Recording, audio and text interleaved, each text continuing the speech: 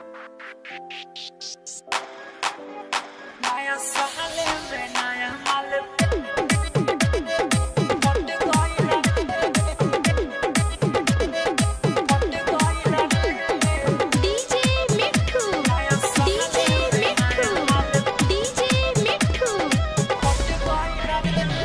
Picnic में लहरल नजरिया हो, चुमा लेके धोहिनी पजरिया हो।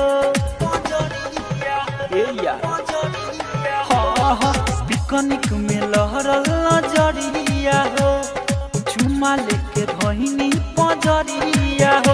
हैप्पी न्यू ईयर बोले जब सट गइल रे, हैप्पी न्यू ईयर बोले जब सट गइल रे। नया साल में नया माल पट गइल रे, नया साल में नया माल पट गइल रे। डीजे मिठू नया साल में नया माल राजा पटसोनी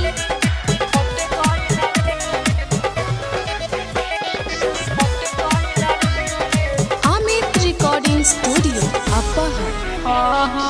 मुर्गा के पार्टी रहे खैनी भर पेट हो, बिया पे चैन तो करे खाती भेंट हो। मुर्गा के पार्टी रहे खैनी भर पेट हो, बिया पे चैन तो करे खाती भेंट। देख के ग्रीटिंग कार्ड हमारा के हंस गइल रे, देख के ग्रीटिंग कार्ड हमारा के हंस गइल रे। नया साल में नया माल पट गइल रे, नया साल में नया माल पट गइल रे। नया साल में नया माल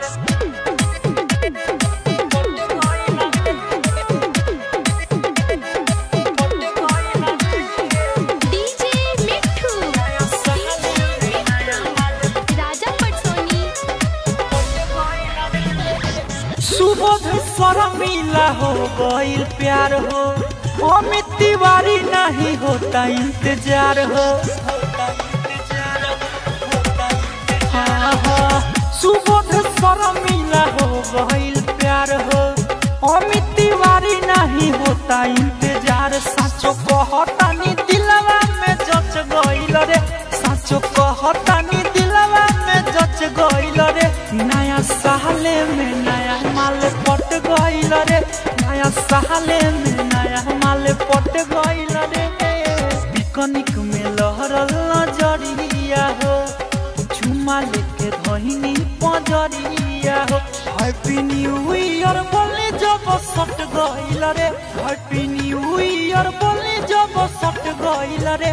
नया साल में नया माल पट गइल रे, नया साल में नया माल पट गइल रे। अमित रिकॉर्डिंग स्टूडियो अपर।